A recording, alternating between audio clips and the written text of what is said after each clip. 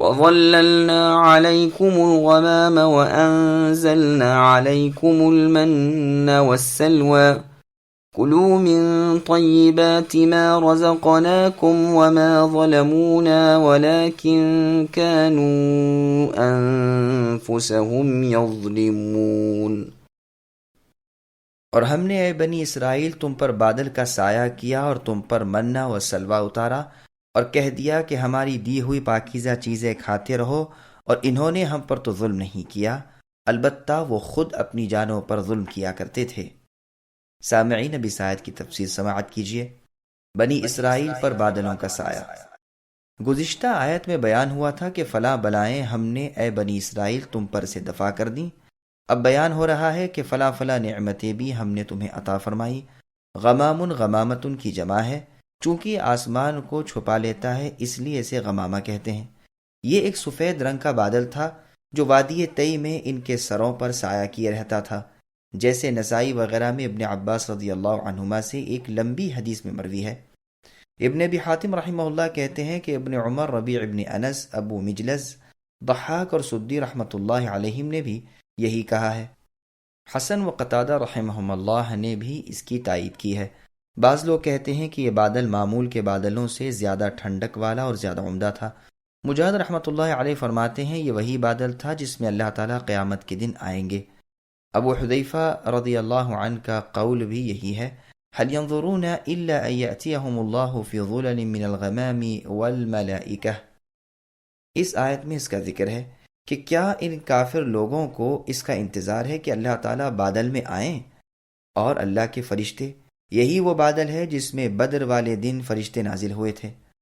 اللہ تعالیٰ کی نعمت خاص منّا و سلوہ۔ بنی اسرائیل پر جو من اترا وہ درختوں پر اترا تھا۔ یہ صبح جاتے تھے اور جمع کر کے کھا لیا کرتے تھے۔ وہ گوند کی قسم کا تھا، کوئی کہتا ہے شبنم کی طرح کا تھا۔ قتادہ رحمہ اللہ فرماتے ہیں اولوں کی طرح من ان کے گھروں میں اترتا تھا جو دودھ سے زیادہ سفید اور شہد سے زیادہ میٹھا تھا۔ صبح صادق سے لے کر سورج نکلنے تک اترتا رہتا تھا۔ ہر شخص اپنے گھر بار کے لیے اتنی مقدار میں لے لیتا تھا جتنا اس دن کافی ہو جائے، اگر کوئی زیادہ لے تو خراب ہو جاتا تھا۔ جمعے کے دن وہ 2 دن کا لیتے تھے، جمعہ اور ہفتے کا، اس لیے کہ ہفتہ ان کا بڑا دن تھا۔ ربیع ابن انس رحمۃ اللہ علیہ کہتے ہیں من شہد جیسی چیز تھی جس میں پانی ملا کر پیتے تھے۔ شعبی رحمہ اللہ فرماتے ہیں تمہارا یہ شہد اس من کا 70واں حصہ ہے۔ شعروں میں بھی من شہد کے معنی میں آیا ہے۔ یہ سب اقوال قریب قریب ہیں۔ غرض یہ کہ ایک چیز تھی، انہیں بلا تکلیف و تکلف ملتی تھی۔ اگر صرف اسے کھایا جائے تو وہ کھانے کی چیز تھی، اور اگر پانی میں ملا لی جائے تو پینے کی چیز تھی، اور اگر دوسری چیزوں کے ساتھ مرکب کر دیا جائے تو اور چیز ہو جاتی تھی۔ لیکن یہاں من سے مراد یہی من مشہور نہیں۔ صحیح بخاری کی حدیث میں ہے رسول اللہ صلی اللہ علیہ وسلم فرماتے ہیں کھمبی من میں سے ہے اور اس کا پانی آنکھ کے لیے شفا ہے۔ ترمذی اس حدیث کو حسن صحیح کہتے ہیں۔ ترمذی میں ہے کہ عجوہ جو مدینے کی کھجوروں کی ایک قسم ہے وہ جنتی چیز ہے، یعنی جنت سے آئی ہوئی، اور اس میں زہر کا تریاق ہے یعنی شفا ہے، اور کھمبی من میں سے ہے اور اس کا پانی آنکھ کے درد کی دوا ہے۔ یہ حدیث بھی حسن ہے۔ دوسرے بہت سے طریقوں سے بھی مروی ہے۔ ابن مردوہ کی حدیث میں ہے کہ صحابہ رضی اللہ عنہم نے اس درخت کے بارے میں اختلاف کیا جو زمین کے اوپر ہوتا ہے، جس کی جڑیں مضبوط نہیں ہوتی۔ بعض کہنے لگے کھمبی کا درخت ہے۔ رسول اللہ نے فرمایا کھمبی تو من میں سے ہے اور اس کا پانی آنکھ کے لیے شفا ہے۔ سلوہ ایک قسم کا پرندہ ہے، چڑیا سے کچھ بڑا ہوتا ہے، سرخی مائل رنگ کا۔ جنوبی ہوائیں چلتی تھیں اور ان پرندوں کو وہاں لا کر جمع کر دیتی تھیں۔ بنی اسرائیل اپنی ضرورت کے مطابق انہیں پکڑ لیتے تھے اور ذبح کر کے کھاتے تھے، اور اگر دوسرے دن کے لیے رکھتے تو خراب ہو جاتا، اور جمعے کے دن 2 دن کے لیے جمع کر لیتے تھے، کیونکہ ہفتے کا دن ان کے لیے عید کا دن ہے۔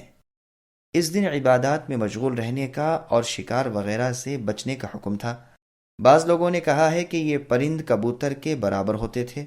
1 میل کی لمبائی چوڑائی میں 1 نیزے کے برابر اونچا ڈھیر ان پرندوں کا ہو جاتا تھا۔ یہ دونوں چیزیں ان پر وادی طی میں اتری تھیں، جہاں انہوں نے اپنے پیغمبر سے کہا تھا کہ اس جنگل میں ہمارے کھانے کا بندوبست کیسے ہوگا؟ تب ان پر من و سلوہ اتارا گیا۔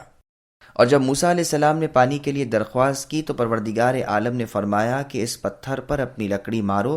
لکڑی لگتے ہی اس سے 12 چشمے جاری ہو گئے، اور بنی اسرائیل کے 12 ہی قبیلے تھے۔ ہر قبیلے نے ایک ایک چشمہ اپنے لیے بانٹ لیا۔ پھر سائے کے طالب ہوئے کہ اس چٹیل میدان میں سائے کے بغیر گزر مشکل ہے، تو اللہ تعالیٰ نے طور پہاڑ کا ان پر سایہ کر دیا۔ رہ گیا لباس، وہ اللہ تعالیٰ کی طرف سے جو لباس وہ پہنے ہوئے تھے وہ ان کی قد کے بڑھنے کے ساتھ بڑھتا رہتا تھا۔ 1 سال کے بچے کا لباس جوں جوں اس کا قد و قامت بڑھتا جاتا، نہ وہ پھٹتا، نہ خرابی پڑتی، نہ میلا ہوتا۔ ان تمام نعمتوں کا ذکر مختلف جگہ قرآن کریم میں موجود ہے، جیسے یہ آیت اور اذ استسقى والی آیت وغیرہ۔ حذلی رحمہ اللہ کہتے ہیں سلوہ شہد کو کہتے ہیں، لیکن ان کا یہ قول غلط ہے۔ مؤرج نے اور جوہری نے بھی یہی کہا ہے، اور اس کی شہادت میں عرب شاعروں کے شعر اور بعض لغوی محاورے بھی پیش کیے ہیں۔ بعض نے کہا ہے کہ ایک دوا کا نام ہے۔ نسائی یا کسائی رحمہ اللہ کہتے ہیں سلوہ واحد کا لفظ ہے اور اس کی جمع سلاوہ آتی ہے، اور بعض کہتے ہیں کہ جمع میں اور مفرد میں یہی صیغہ رہتا ہے، یعنی لفظ سلوہ۔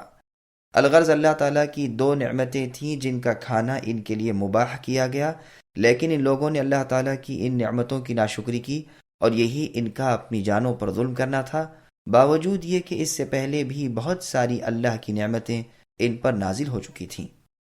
صحابہ کرام کا ایمان اور بنی اسرائیل ایک موازنہ۔ بنی اسرائیل کی حالت کا نقشہ آنکھوں کے سامنے رکھ کر پھر اصحاب رسول اللہ صلی اللہ علیہ وسلم کی حالت پر نظر ڈالو کہ وہ باوجود سخت سے سخت مصیبتیں جھیلنے کے اور بے انتہا تکلیفیں برداشت کرنے کے وہ اتباع رسول پر اور عبادت الہی پر جمے رہے، نہ معجزات طلب کیے، نہ دنیا کی راحتیں مانگی، نہ اپنے عیش کے لیے کوئی نئی چیز پیدا کرنے کی خواہش کی۔ جنگ تبوک میں جب کہ بھوک کے مارے بے تاب ہو گئے اور موت کا مزہ آنے لگا، تب صحابہ رضی اللہ عنہم نے رسول اللہ سے کہا کہ اے اللہ کے رسول، اس کھانے میں برکت کی دعا کیجیے، اور جس کے پاس جو کچھ بچا کچا تھا جمع کر کے حاضر کر دیا، جو سب مل کر بھی نہ ہونے کے برابر ہی تھا۔ رسول اللہ نے دعا کی اور اللہ تبارک و تعالی نے قبول فرما کر اس میں برکت دی۔ انہوں نے خوب کھایا بھی اور تمام توشے دان بھر لیے۔ پانی کے قطرے قطرے سے جب ترسنے لگے تو اللہ کے رسول کی دعا سے ایک بادل آیا اور ریل پیل کر دی، پیا پلایا اور مشکیں اور مشکیزیں سب بھر لیے۔